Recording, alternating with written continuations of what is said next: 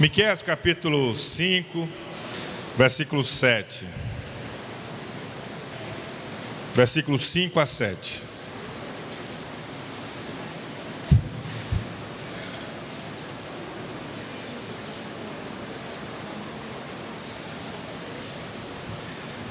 Amém.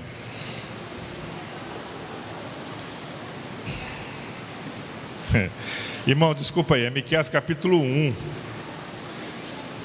versículos 5 a 7.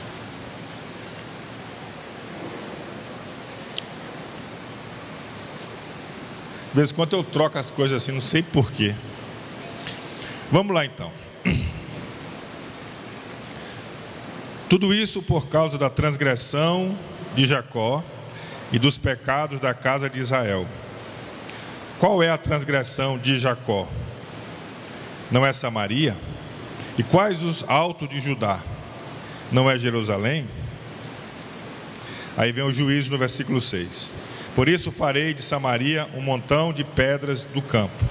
Farei de Samaria um montão de pedras no campo, uma terra de plantar vinhas.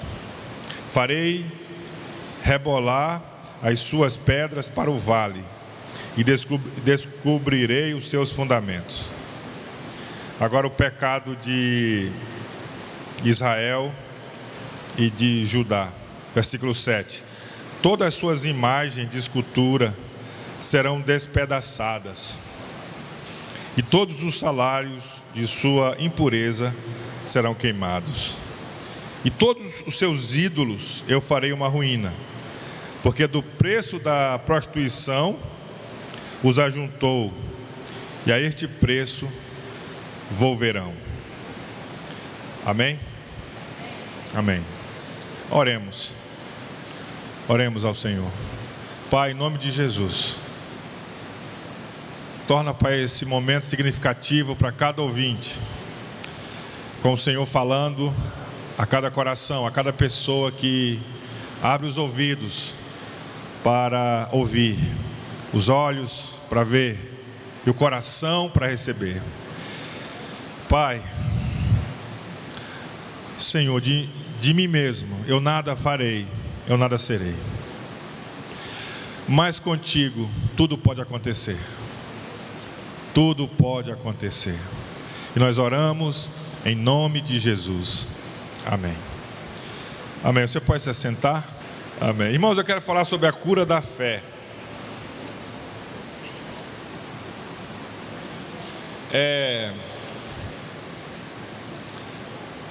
Eu queria que você não ignorasse essa necessidade que nós temos de ter uma fé curada. Porque quanto mais a gente vive, fisicamente falando, mais nós vamos precisar cuidar do nosso corpo, cuidar da nossa alma e também cuidar do nosso espírito. Quanto mais nós vivemos, fisicamente falando, nós somos propícios à enfermidade, somos propícios a enfraquecer, a pegarmos uma doença. Quanto mais a gente vai passando o tempo, os dias, a gente vai, fisicamente falando, ficando propenso a essas coisas. Aí nós precisamos nos cuidar, precisamos curar o nosso corpo, precisamos ir no médico, tomar um remédio, precisamos fazer essas coisas em nossa vida, para a gente viver um pouco mais, para a gente ter uma qualidade de vida. E espiritualmente, irmãos, nós vamos também passar por processos semelhante. A gente, com o passar do tempo, a gente pode, e acontece comigo, acontece com você, da gente começar a ter um tipo de pensamento, uma maneira de agir, de se comportar e de fazer parte da fé cristã com deficiências, com coisas estranhas ao Evangelho, que sem que a gente perceba, elas vão se acoplando, elas vão entrando em nossa vida, e a gente não percebe, porque não fizemos um autoexame, não fizemos um diagnóstico, porque estamos distraídos com tantas coisas, e aí a gente está ficando para trás, a gente está vivendo uma vida que não é o plano de Deus, que não é o melhor de Deus, o que Deus realmente quer que vivamos em relação à nossa fé cristã, nossa fé em Deus, nossa fé no Evangelho. A palavra de Deus diz que sem fé é impossível agradar a Deus. Mas não é qualquer tipo de fé que agrada a Deus. Pois podemos ter fé, mas uma fé doente, inoperante e vazia. Podemos estar vivendo uma fé que não agrada a Deus. Não é a fé que Deus quer que tenhamos, que vivamos. E quando nós estamos vivendo uma fé que não agrada a Deus, e fazemos orações, mas essas orações muitas vezes são oração que não tem fé, que não tem expectativa que Deus vai fazer algo novo. A gente ora, e às vezes nem tanto, né? A gente ora pouco, e quando a gente ora sem expectativa que Deus vai fazer algo. Então a nossa fé, ela está doente. Então a sua fé ou relacionamento com Deus está doente ou saudável? Agora a gente faz um autoexame, cada um de nós. Sua fé em Cristo, ela é infantil? Ela está numa crescente? Ou a sua fé em Cristo está estagnada ou decaindo? Então, irmãos, as suas orações têm respostas? As suas orações, você tem, se for pedido na reunião da célula, conte algo que você recebeu de Deus nesse último mês, nessa última semana, ou nesse último semestre, de algo que você orou, que você pediu, e você teve a resposta de oração. O que você poderia contar? O que você poderia dizer sobre resposta de Deus às suas orações? Nós corremos o risco, irmão, de declararmos que temos fé, mas temos uma fé quase invisível, temos uma fé quase inoperante, que se estivermos num ambiente com várias pessoas que não são cristãs, nós e elas não faz diferença nenhuma, ou quase não faz diferença. Nós temos as mesmas reações, nós temos as mesmas preocupações, estamos angustiados pelas mesmas coisas que aquelas pessoas que não têm fé. Então a nossa fé, ela tem se tornado uma fé, se assim é, inoperante, ou quase inoperante, em nossa vida, no dia a dia da vida. Queridos, é importante, e eu diria fundamental, de termos uma fé curada ou saudável. Para cada cristão é fundamental deixarmos que o Espírito Santo trate, cure a nossa fé, pois somente assim poderemos receber as bênçãos de Deus e as promessas de Deus em nossas vidas, porque somente assim poderemos viver uma vida vibrante, que vai dar glória a Deus, que vai exaltar o nome de Jesus, que vai inspirar pessoas a também buscar a mesma fé que nós temos. Precisamos de uma fé real, demonstrar uma fé viva, uma fé curada. E aí, irmãos, você quer viver esse tipo de fé? Você quer viver essa fé aqui que eu estou falando, essa fé viva, vibrante, que entusiasma, que desperta as pessoas? Você quer viver? Então, primeiro, todos que têm uma fé saudável centraliza Jesus em seus corações. Cadê o Jeová, Paula? Buscar o Isaac? Certo. Então, todos que têm uma fé saudável centraliza Jesus em seus corações. Parece que eu estou assim, chovendo no molhado. Talvez se eu perguntar para cada um aqui ou em algum lugar: quem é Jesus para você? Quem é Deus para você? Talvez a maioria das pessoas iam dizer: Deus é tudo, eu não vivo sem Deus.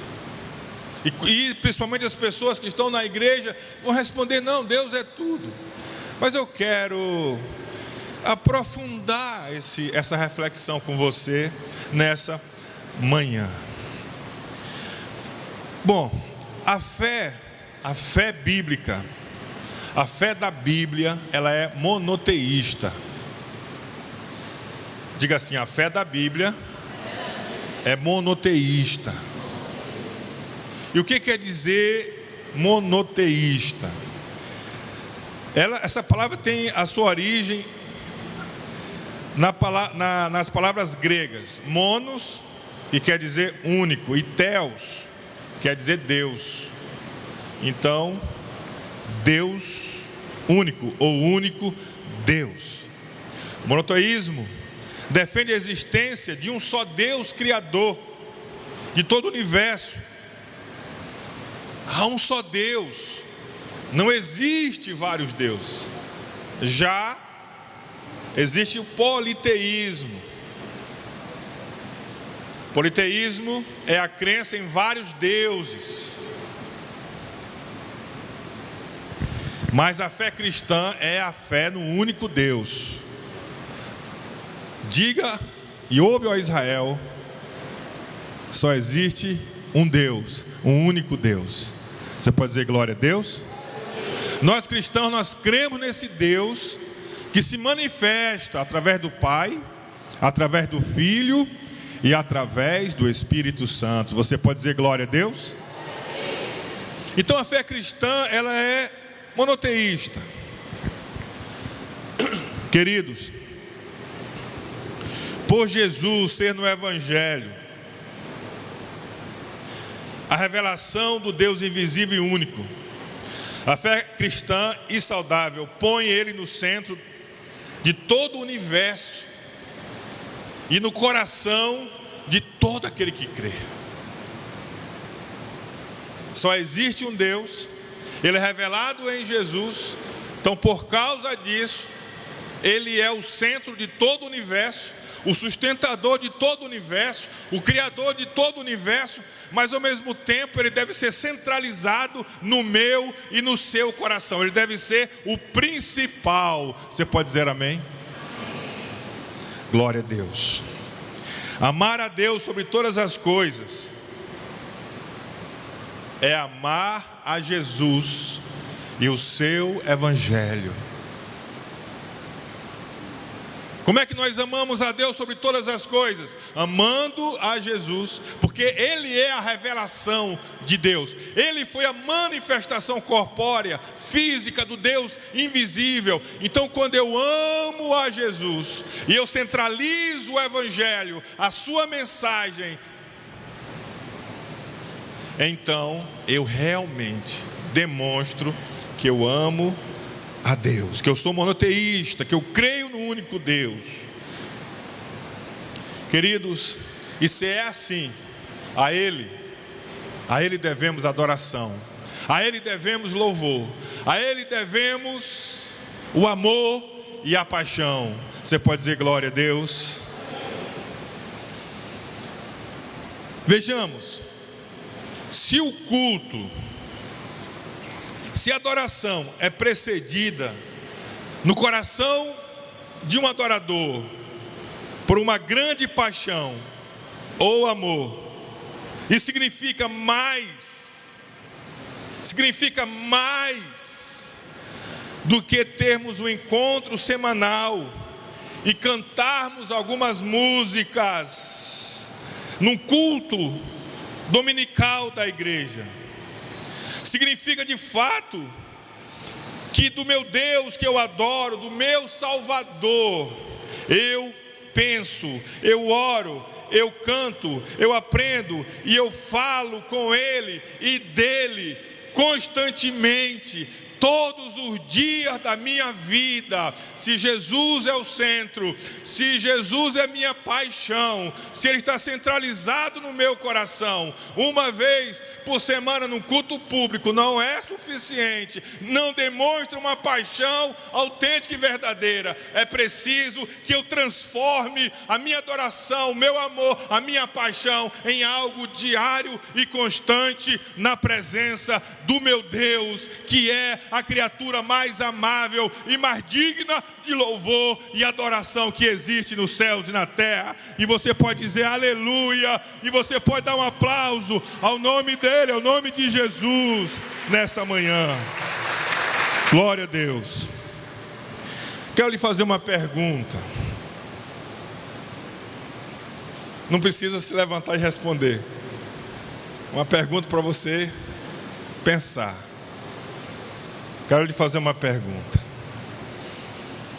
Você fala mais do que no seu dia a dia com as pessoas? De que você fala mais?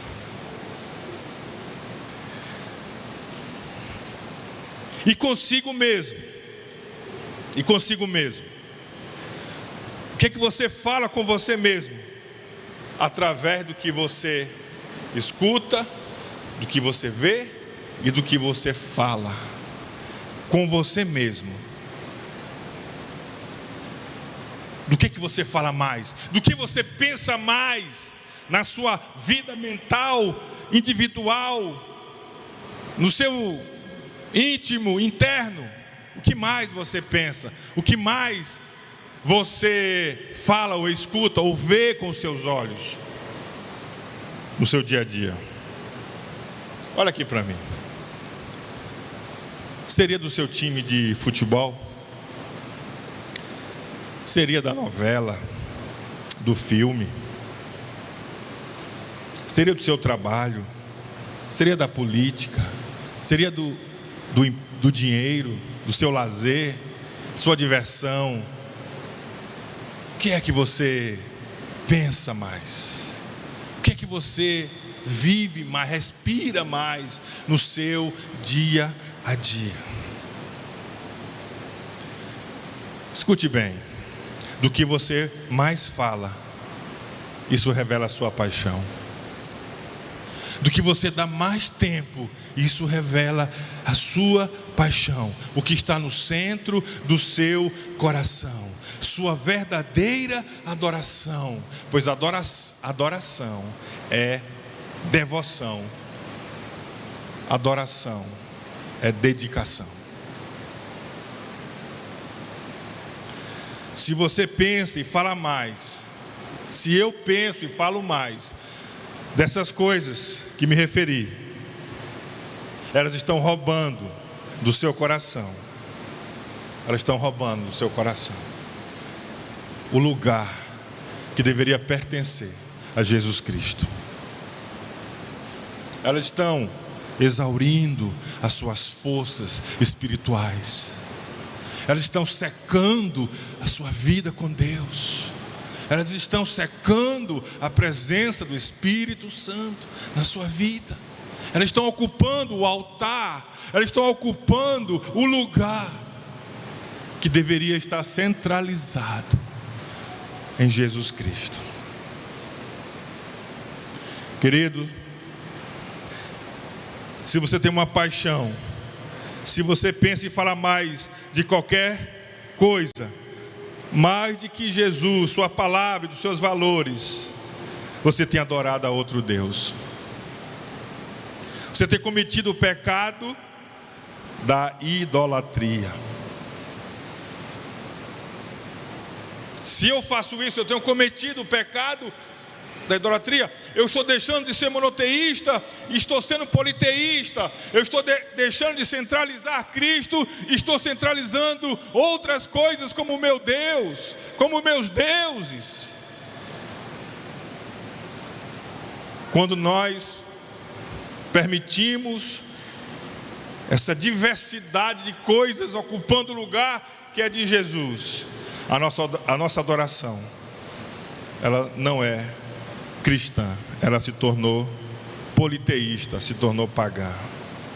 A minha fé está doente, o meu cristianismo está doente, a minha espiritualidade está doente, está obscurecida, em trevas, precisa ser redirecionada, precisa ser tratada até ser curada. Aí nós voltamos agora para Miqueias, capítulo 5. Aliás, capítulo 1, versículo 5 a 7. Deus pergunta para Israel e para Judá, através do profeta Miqueias: quem é responsável pela rebeldia de Israel? Onde fica o centro da idolatria de Judá? E ele responde: em Samaria e em Jerusalém. Por quê? Porque no exato momento em que Miqueias exercia o seu ministério, o povo estava saindo do monoteísmo e entrando no politeísmo, deixando de adorar o único Deus para adorar os deuses em Jerusalém e em Samaria, nas suas capitais. E qual era o que eles estavam fazendo? Eles estavam adorando imagens esculpidas, e Deus chamou isso de prostituição. Prostituição espiritual. Infidelidade. Eles estavam deixando a adoração ao único Deus, ao Deus Criador, ao Senhor de tudo, e estava traindo a adoração que deve só a Ele, com outros deuses, deixando o monoteísmo para ser politeísta.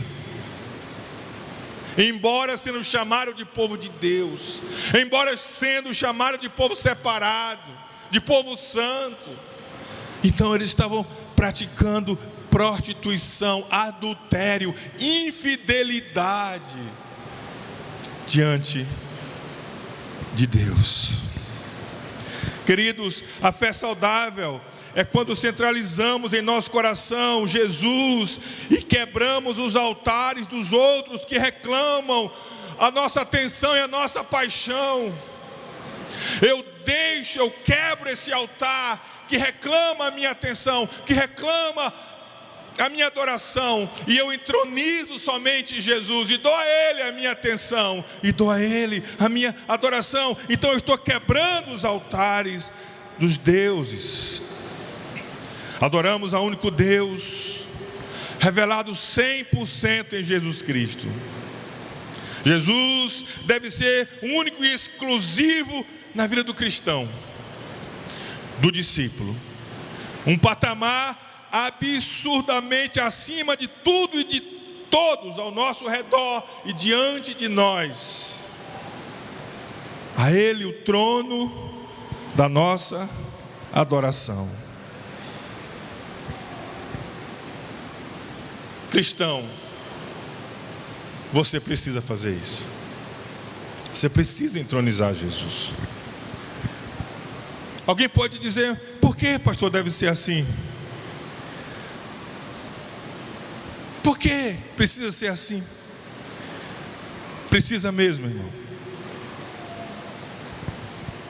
Esse tipo de adoração foi a essência da igreja primitiva.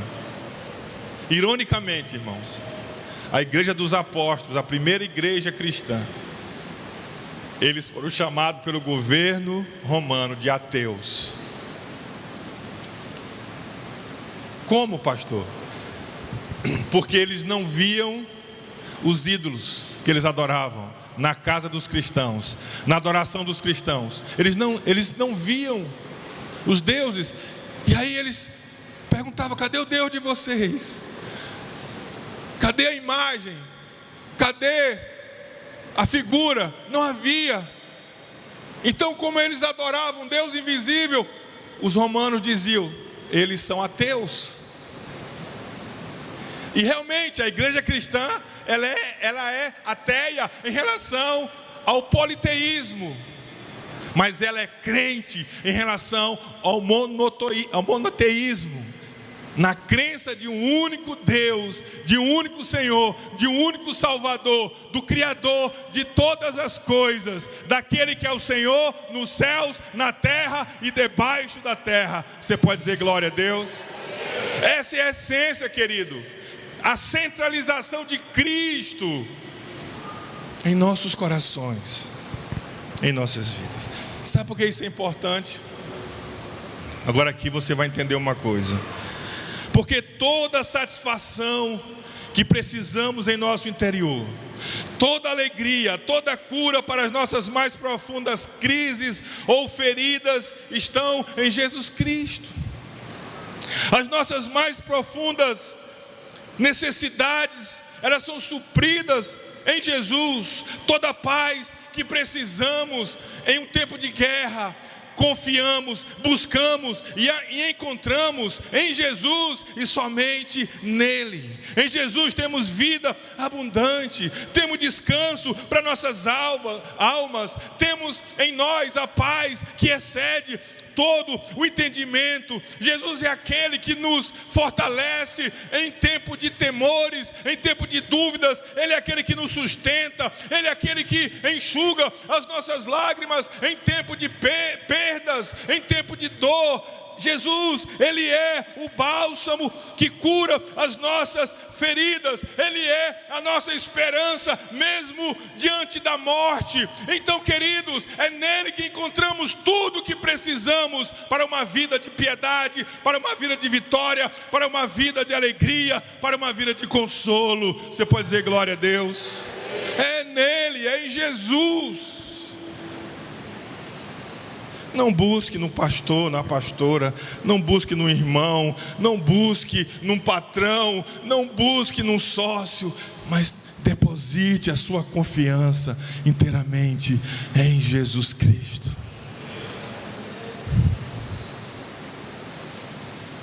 Não deposite isso num casamento,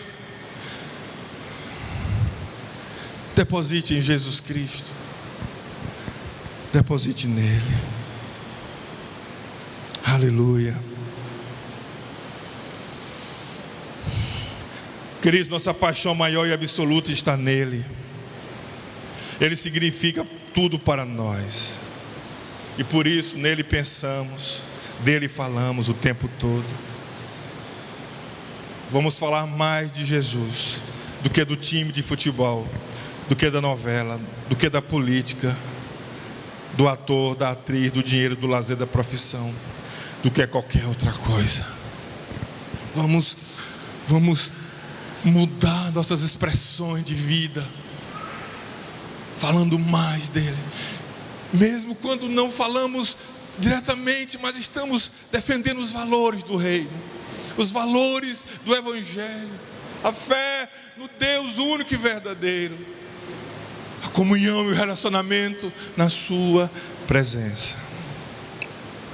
Anote aí esse princípio, se você puder.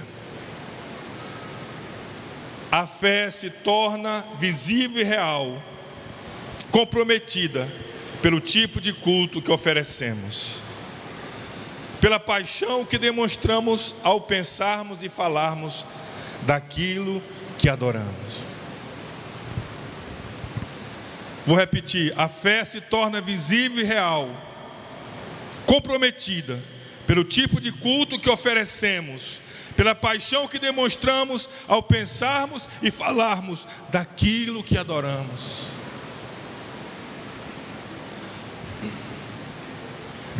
E aí, irmãos, a minha fé em Cristo é saudável quando é uma prática diária de vida.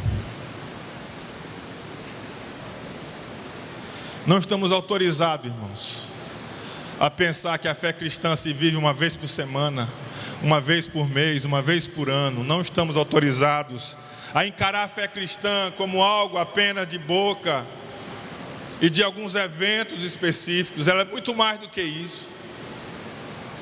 Um evento pode identificar os que creem, mas ela é muito mais do que isso.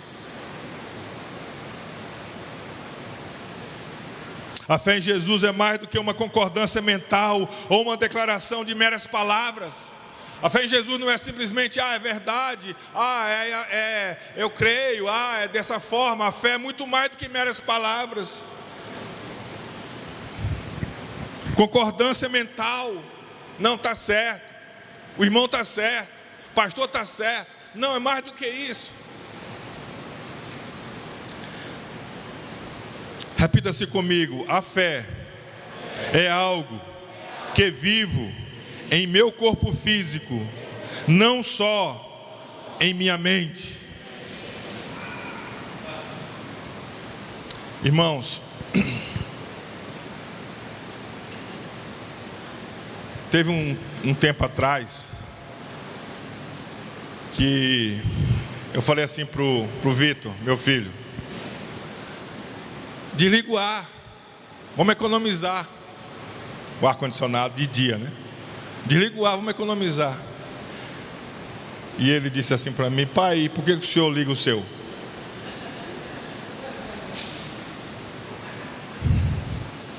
Eu poderia dizer para ele: porque são 40 anos de trabalho.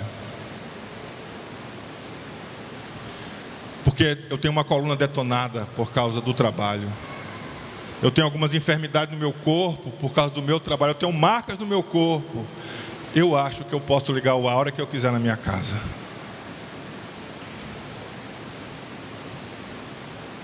A fé cristã, irmãos, é mais do que meras palavras. Ela envolve o seu corpo. Paulo dizia: eu trago no meu corpo as marcas do Senhor Jesus. Não é apenas algo da mente, mas envolve a ação do nosso corpo. Romanos 6,13 diz assim: não deixe que nenhuma parte de seu corpo se torne instrumento do mal para servir ao pecado, mas em vez disso, entregue-se inteiramente a Deus, pois vocês estavam mortos e agora têm nova vida. Portanto, não deixe que nenhuma parte de seu corpo se torne instrumento do mal para servir ao pecado, mas em vez disso, entregue-se inteiramente a Deus, pois vocês estavam mortos e agora têm nova vida.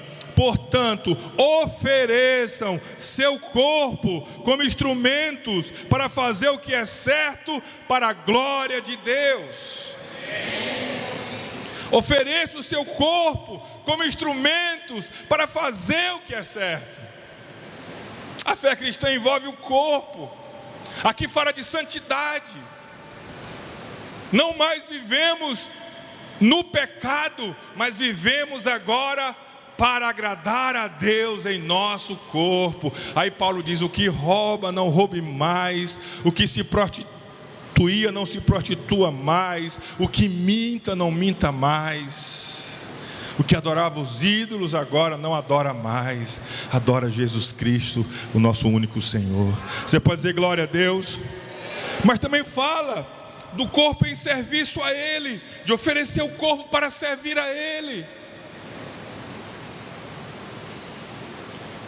Em Romanos, capítulo 12, versículo 1: portanto, irmãos, suplico-lhes que entreguem seu corpo a Deus. Entreguem seu corpo a Deus, por causa de tudo que Ele fez por vocês, que seja um sacrifício, o seu corpo seja um sacrifício vivo e santo, do tipo que Deus considera agradável. Queridos, essa é a verdadeira forma de adorá-lo, o corpo em serviço a Ele. Você ocupa o seu corpo, você entrega o seu corpo para levar o nome dEle, para servir alguém, para servir na igreja, através da igreja. Entregue, isso é a adoração, isso é agradável, Deus recebe.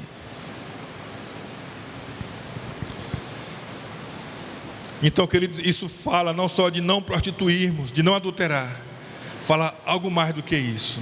Então veja que em relação a tempo e a lugar, a fé saudável é integral. O que é uma coisa integral? Integral quer dizer uma coisa única, é algo inteiro. A fé saudável, ela é integral e não departamentalizada. Eu não tenho vários módulos na minha vida. Na igreja, módulo cristão, adoração. Em casa, outro módulo, módulo família. Na rua, no trabalho, eu aciono outro módulo, módulo trabalho, o que importa é ganhar dinheiro, se dar bem. Não, a vida cristã, ela não é departamentalizada ou modulada, ela é única, ela é uma só. Do mesmo jeito que eu adoro a Deus no culto, na reunião da igreja, eu adoro a Deus em casa, eu adoro a Deus no trabalho, nos meus negócios, eu adoro a Deus em tudo que faço.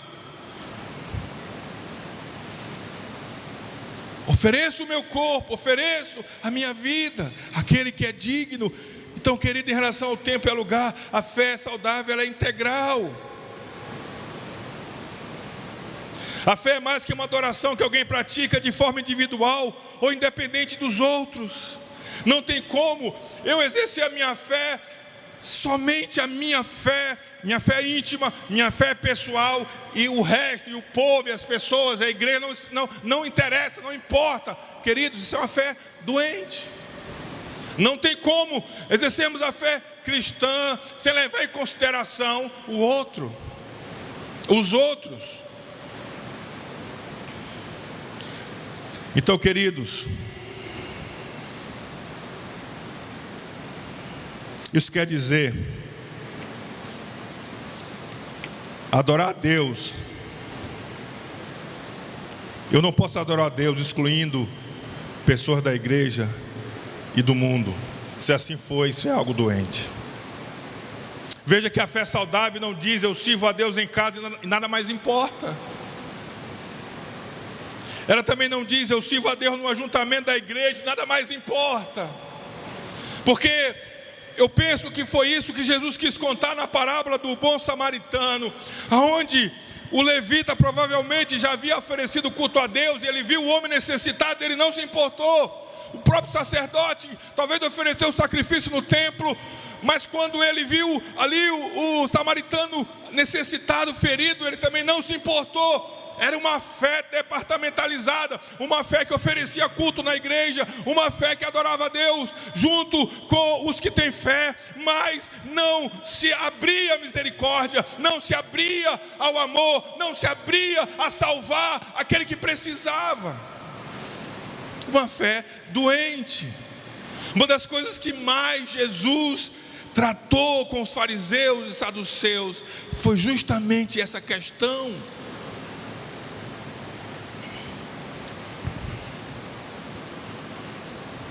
Queridos,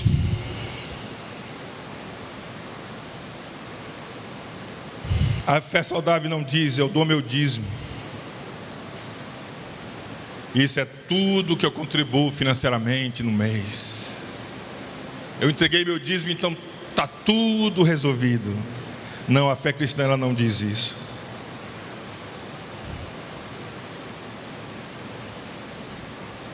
A fé cristã, irmãos, além de tudo, quando ela é saudável, ela se importa com a necessidade do próximo.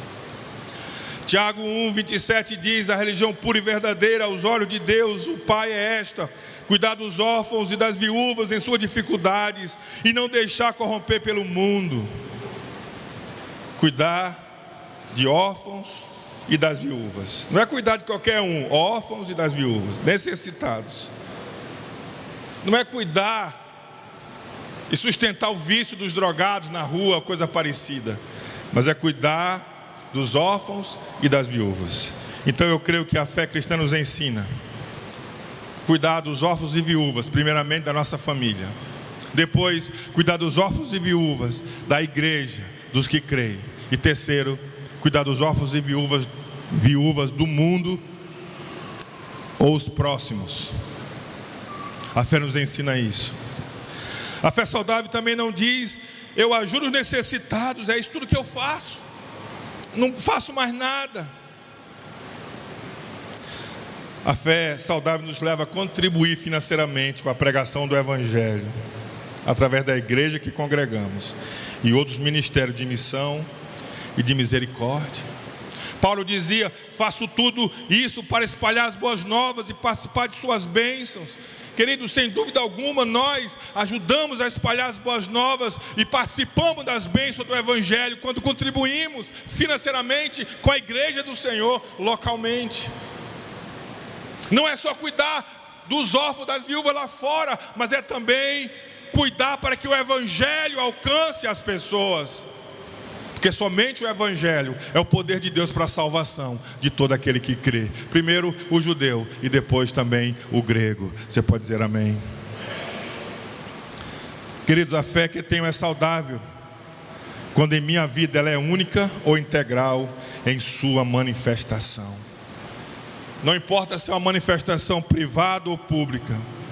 Não importa se é na minha intimidade ou se eu estou rodeado de pessoas, a minha fé ela é única.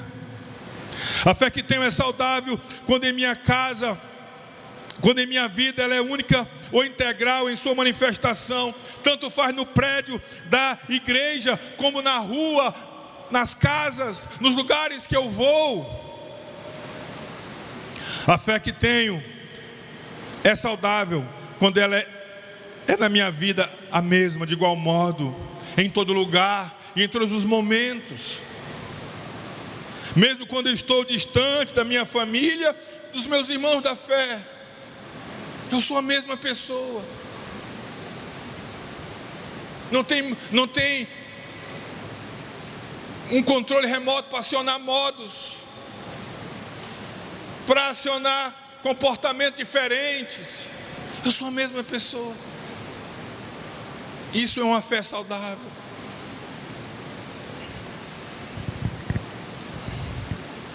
Olha aqui para mim. Quero concluir fazendo mais uma pergunta para você. Sua fé está saudável ou doente? Nós lemos hoje 1 Coríntios que diz que devemos examine um homem a si mesmo. Avalie hoje o quanto a sua fé é saudável. Como é que você pode fazer isso?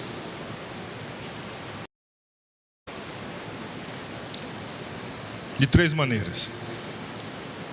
3 aspectos. Primeiro, qual é o tema que na semana mais ocupa seu tempo e coração?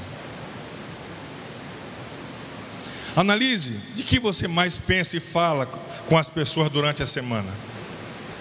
Sua paixão é Cristo ou outro Deus? Seja ele um esporte, um programa de TV, um canal do YouTube, uma página nas redes sociais, um cantor, um artista. De que mais você fala, de que mais você pensa durante a semana? Aí você tem um indício que a sua fé precisa ser curada. Segundo, como você tem agido no seu dia a dia? Você é alguém dividido e sem integridade? Em sua casa você age de um jeito, mas no trabalho de outro jeito. Na igreja com os irmãos é santo, mas no seu quarto é o impuro e lascivo.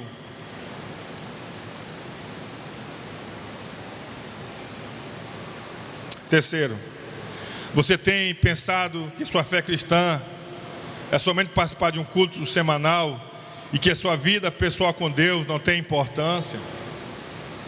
Não, se eu participo da igreja, eu não preciso ter devocional, não preciso ler a Bíblia e orar no meu quarto, na minha casa. Ou será que você pensa assim: não, eu oro na minha casa, eu leio a Bíblia na minha casa, no meu quarto, então não preciso da igreja? Será que você tem pensado também dessa maneira? Você precisa ser curado na sua fé. E por último, quarta maneira, na verdade, você até hoje tem se contentado em ser um dizimista na igreja, mas tem desprezado ajudar a viúva e o órfão.